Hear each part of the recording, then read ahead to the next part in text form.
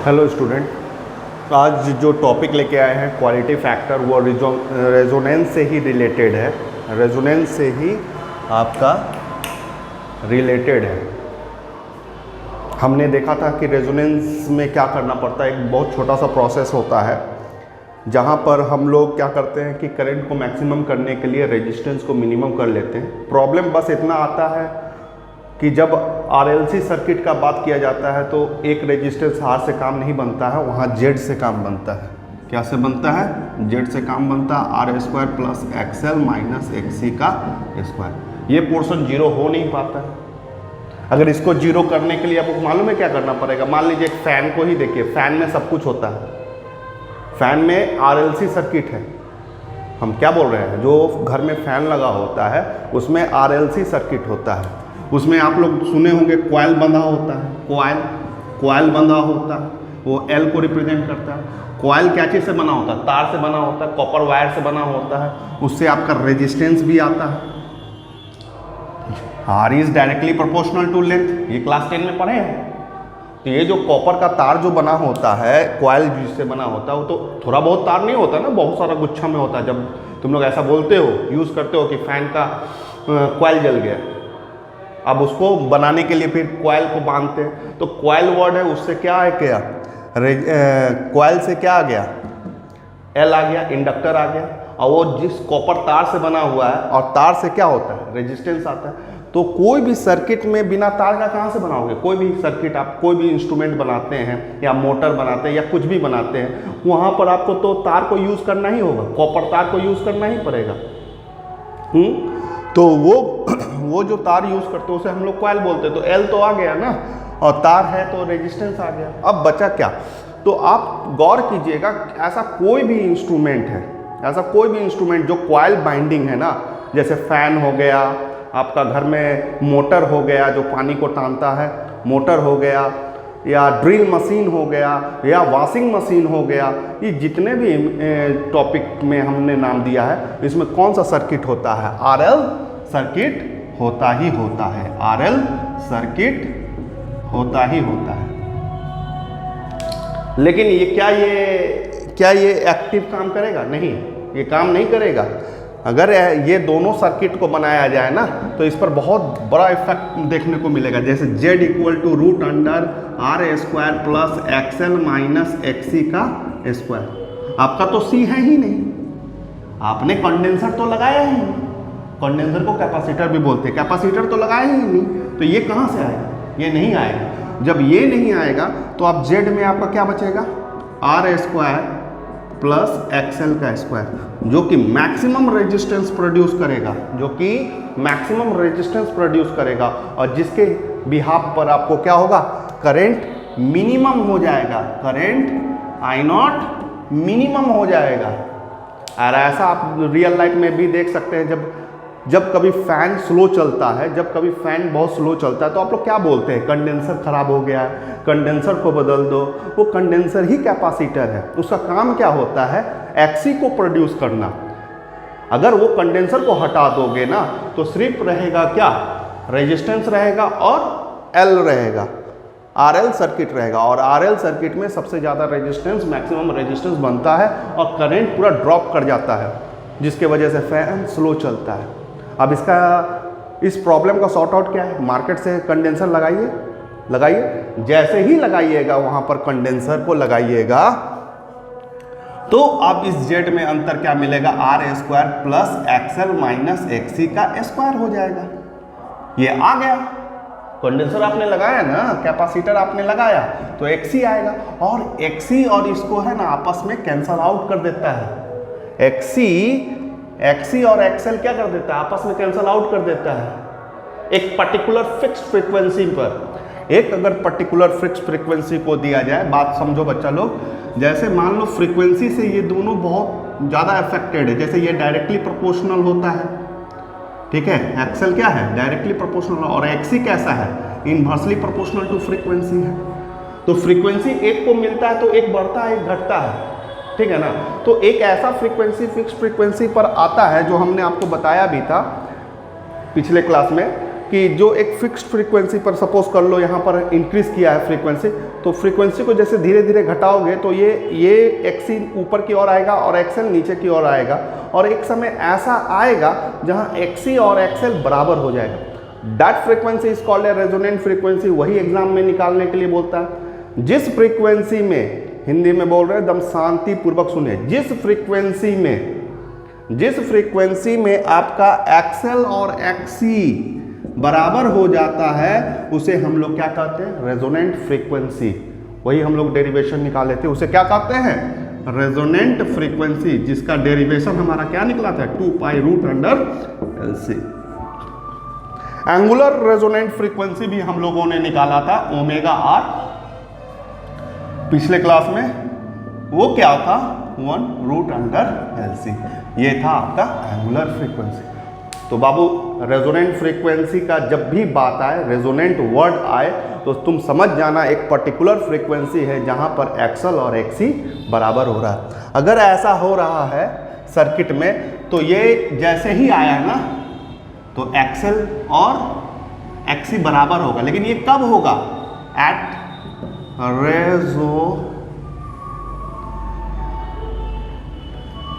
Resonance frequency पर होगा, frequency पर होगा, रेजोनेंट फ्रीक्वेंसी पर होगा। क्लियर है? तो उससे क्या होगा? Z आपका √r² जो है, ये दोनों कट जाएगा, तो ये तो अब 0 रहा ना, तो Z = मिनिमम। और इसे आप किस रूप में देखते हैं कि कंडेंसर लगाते हैं और फैन स्पीड चलने लगता है। फैन स्पीड इसलिए चलता है क्योंकि यहाँ पर आपने यह कारीगरी किया है, क्योंकि इससे पहले आपका सर्किट में अगर आप कंडेंसर को नहीं लगाते हैं तो बहुत हाई मैक्सिमम इम्पीडेंस हो जाता है, रेजिस्टेंस बहुत हाई हो जाता है और करंट ड्रॉप कर जाता है। जैसा ही कैपेसिटर लगाते हैं, कैपेसिटर एक्सएल का एकदम अपोज करता है, एक्सएल को एकदम उल्टा काम है किसका? एक्सएल और एक्सी के बीच में। जैसे ही इसको लगाते हैं और एक पर्टिकुलर फ्रीक्वेंसी पर वो दोनों मैच करता है, वो कट जाता है और आपका रेजिस्टेंस पूरा मिनिमम हो जाता है और करंट मैक्सिमम हो जाता है, और इससे आपका फैन, मोटर, तो जितना भी सामान आपने देखा होगा, वॉशिंग मशीन, फैन, मोटर, सब में कंडेंसर जरूर लगा रहता है, जो भी रोटेट करने वाला चीज़ है। ठीक है, समझ में आया? तो आज क्या हम लोग पढ़ने जा रहे हैं, ये तो हम लोग पिछला क्लास में सीखे ही हैं। आज हम लोग पढ़ने जा रहे हैं क्वालिटी फैक्टर। ठीक है, फ्रीक्वेंसी का ट्रिमेंडस यूज़ है इलेक्ट्रॉनिक्स में, हम लोग को रियल लाइफ में बहुत यूज़ है। फ्रीक्वेंसी को बिना समझे आप फिजिक्स को नहीं समझ सकते हैं। जैसे हम बताना चाहेंगे, जैसे टेक्नोलॉजी, इंफॉर्मेशन एंड टेक्नोलॉजी में, जैसे रेडियो में आप लोग FM सुनते हैं, रेडियो सुनते हैं, ट्यूनिंग करते हैं, हाँ, तो क्या करते हैं? चैनल पकड़वाते हैं, 9.8 FM या 98.5 FM, 105 FM। एक चैनल, एक पर्टिकुलर फ्रीक्वेंसी को आप जाते हैं मैच करने के लिए, जिससे आपको क्या आएगा? एक पर्टिकुलर चैनल का, बांग्ला चैनल चल सकता है, हिंदी चैनल चल सकता है, आपका तमिल चल सकता है, उसको देखने के लिए। ठीक इसी तरह से हम लोग टेलीविज़न में भी करते हैं। टेलीविज़न में क्या करते हैं कि हम लोग सोनी को देखना चाहते हैं, स्टार स्पोर्ट देखना चाहते हैं, जी का चैनल देखना चाहते हैं, तो सबका अलग अलग फ्रीक्वेंसी पर सेटअप किया रहता है। तो उस फ्रीक्वेंसी को हम लोग ट्यूनिंग करके हम लोग उसको मैच करवाते हैं। और कभी भी चैनल को स्कैन करके देखा होगा तो वहाँ फ्रीक्वेंसी आता होगा, वहाँ पर फ्रीक्वेंसी जज करता है और सब चैनल पकड़ते जाता है। देखा होगा आप लोग, फ़ोन में भी होता है। एक 500 का नॉर्मल फ़ोन भी लोगे FM का, उसमें भी स्कैनिंग का है और उसमें भी आपने क्या देखा है? फ्रीक्वेंसी। तो इस टॉपिक को पढ़ते हैं और इससे इस वर्ड को समझ रहे हैं ना, क्वालिटी फैक्टर। तो आप जो चैनल देखते हैं, तो आजकल आप लोगों को वर्ड क्या होता है? हमको 4K वीडियो चाहिए, HD वीडियो चाहिए, क्लियरिटी चाहिए, साउंड में HD क्वालिटी चाहिए, मतलब साउंड भी आपका बहुत अच्छा साउंड आना चाहिए। ये सब जो क्वालिटी को आप बढ़ाने वाला बोलते हैं, जो वीडियो को क्वालिटी बढ़े, तो वीडियो का क्वालिटी, स्टार का जो HD चैनल है, एक देता था, अगर आपने HD चैनल नहीं लगाया तो टीवी नहीं डब्बा है, ऐसा बोला जाता था ना। तो ठीक उसी तरह का है कि अगर आपका क्वालिटी बढ़ाएंगे टीवी, तो क्वालिटी को कैसे बढ़ाएंगे? तो उसमें भी फिजिक्स है, उसमें हम लोग क्वालिटी फैक्टर आज हम लोग सीखेंगे। उसमें क्वालिटी को बढ़ाने के लिए आपको क्या करना पड़ेगा? रेजोनेंट क्रिएट करना पड़ेगा। सर्किट में क्या करना पड़ेगा? रेजोनेंट क्रिएट करना पड़ेगा। ठीक है, इसको हम एक ग्राफ से हम समझेंगे। तो क्वालिटी फैक्टर नॉर्मली क्या है? एक बेस्ट साउंड क्वालिटी और बेस्ट पिक्चर क्वालिटी आपको मिलेगा। और ये कैसे अफेक्ट करता है तुम्हारे साउंड क्वालिटी और पिक्चर क्वालिटी को, ये हम समझाने की कोशिश करते हैं। क्लियर है? Okay, start. तो हम लोग एक ग्राफ लेते हैं। क्या ले रहे हैं? ग्राफ लेते हैं। ठीक है, ओके।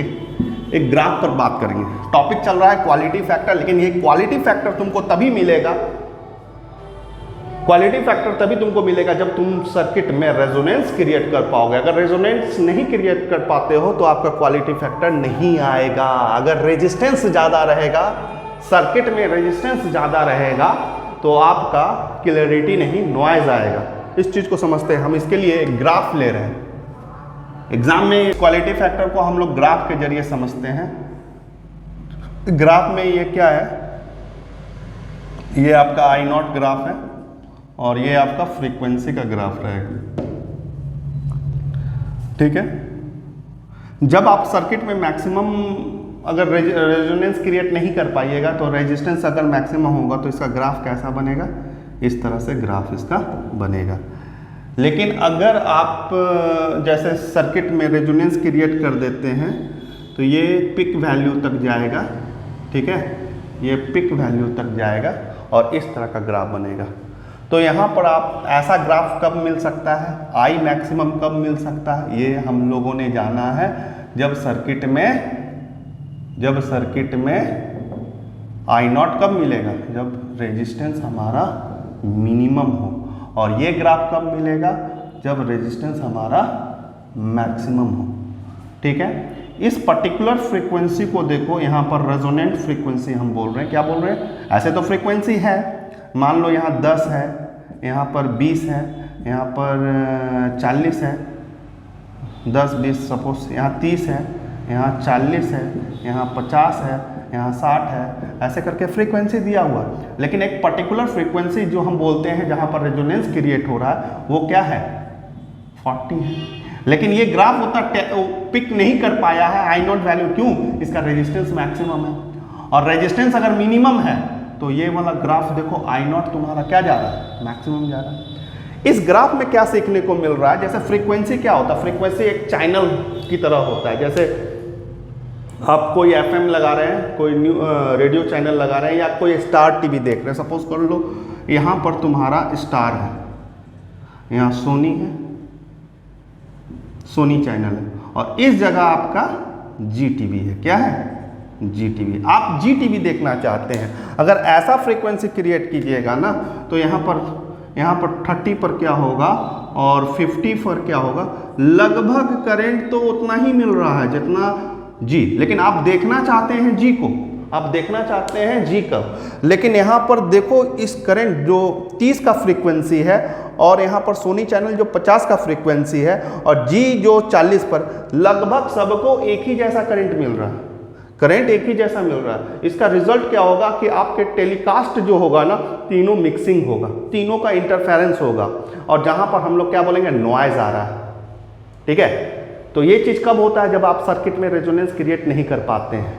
ठीक है, इसलिए झिलझिलाहट हो, साउंड में क्लियरिटी ना हो, पिक्चर क्लियरिटी ना हो, कभी GTV में स्टार टीवी का इन्वॉल्वमेंट हो और GTV में सोनी चैनल का इन्वॉल्वमेंट हो, तो ये सब प्रॉब्लम क्रिएट देखने को मिलेगा। तो ये तो आप देखना नहीं चाहते, आप तो HD चैनल देखना चाहते हैं, एकदम क्लियरिटी देखना चाहते हैं। तो उसके लिए क्या करना पड़ेगा? रेजोनेंस क्रिएट करना पड़ेगा। रेजोनेंस क्रिएट करोगे तो ये मिनिमम होगा और करंट तुमको ओनली GTV को मैक्सिमम मिलेगा, GTV को मैक्सिमम मिलेगा, लेकिन स्टार टीवी को बहुत पीछे छोड़ देगा, बहुत पीछे छोड़ देगा। देख रहे हो, इन दोनों के बीच में बहुत बड़ा डिफरेंस है। तो उससे क्या होगा कि जो करंट हम जिस चैनल को फेवर कर रहे हैं कि हम GTV को देखें, वही चैनल हमारा एकदम क्लियरिटी, हम उसको मैक्सिमम करंट दे रहे हैं और उसका quality, sound quality, picture quality best आने वाला है। और इससे पहले ये दोनों क्या होगा? छूट जाएगा और इसका इंटरफेरेंस नहीं होगा, जिसे हम लोग नॉइस से और पिक्चर क्वालिटी को, साउंड क्वालिटी को बढ़ा सकते हैं। इसे हम लोग बोलते हैं रेजोनेंस का ग्राफ है। ये क्लियर है? समझ में आया? ठीक है, ये ग्राफ में समझ में आया। अगर जब भी आप रेजिस्टेंस सर्किट में रेजिस्टेंस को मैक्सिमम करते हैं तो ग्राफ का लूप इस तरह से बनेगा, और जब रेजिस्टेंस को मिनिमम करते हैं तो वो एक पिक वैल्यू बनाएगा। ठीक है, तो उस जगह तुमको करंट एकदम एक्यूरेट मिलेगा। और इस पोर्शन को हम लोग क्या बोलते हैं, रेजोनेंट फ्रीक्वेंसी से अगर तुम छोड़ करके आगे की ओर बढ़ोगे, रेजोनेंट फ्रीक्वेंसी से छोड़ करके आगे की ओर बढ़ोगे, ऑटोमेटिक तुम्हारा नॉइज आना चालू हो जाएगा। ठीक है, इस फ्रीक्वेंसी पर क्लियर है? Okay, thank you. अब इसके बाद हम लोग इस क्वालिटी फैक्टर का कोई फार्मूला निकालते हैं कि क्या है, क्वालिटी फैक्टर को कैसे निकाला जाए। ये ग्राफ एग्जाम में रहता है, इस पर कमांड कीजिएगा, समझे ना।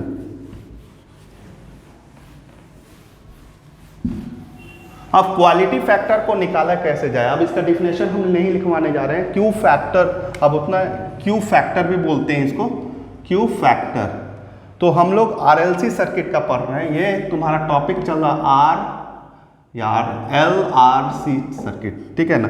तो सर्किट में रेजिस्टेंस भी है, कॉइल भी है, कैपेसिटर भी है और आपका AC सोर्स भी है।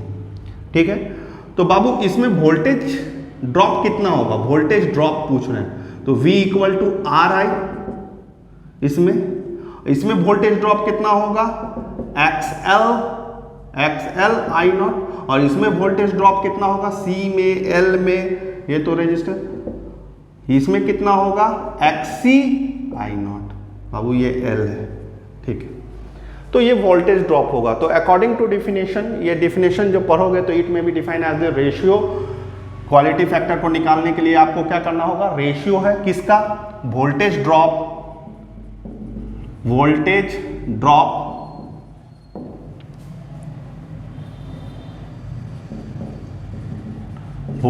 ड्रॉप अक्रॉस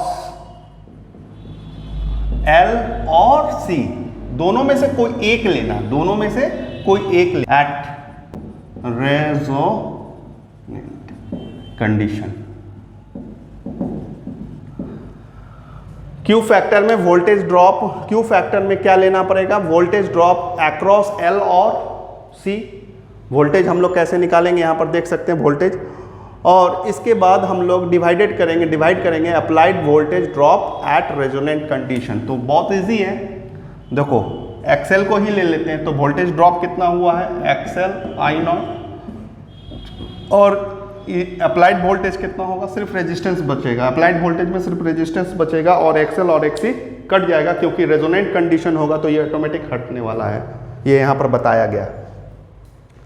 देखो जैसे रेजोनेंट कंडीशन में होगा तो ये टोटल रेजिस्टेंस का फॉर्मूला में ये दोनों कट जाएगा, तो सिर्फ आपको क्या बचेगा, R। तो अप्लाइड वोल्टेज ड्रॉप जो रेजोनेंट कंडीशन में लिखे हुए हैं वहां पर क्या मिलने वाला है, R I नॉट कट गया, इक्वल टू XL को क्या लिख सकते हो तुम, ओमेगा R, रेजोनेंट कंडीशन पर है, omega R L by R।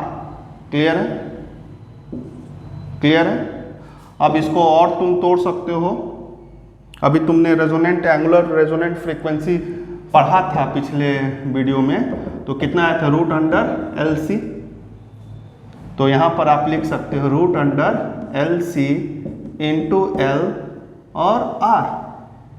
ये कट हो सकता है, रूट L इसको काट देगा, तो यहाँ पर फ्रेश करके क्यू फैक्टर आपका कितना आया, root under 1/R root under L/C। ये आपका क्या निकला बच्चा लोग, क्वालिटी फैक्टर। इस तरह से हम लोग क्वालिटी फैक्टर को निकाल सकते हैं। ये चीज़ आप C के साथ भी इक्वेट करके कर सकते हैं, सेम फॉर्मूला आएगा। Okay, thank you.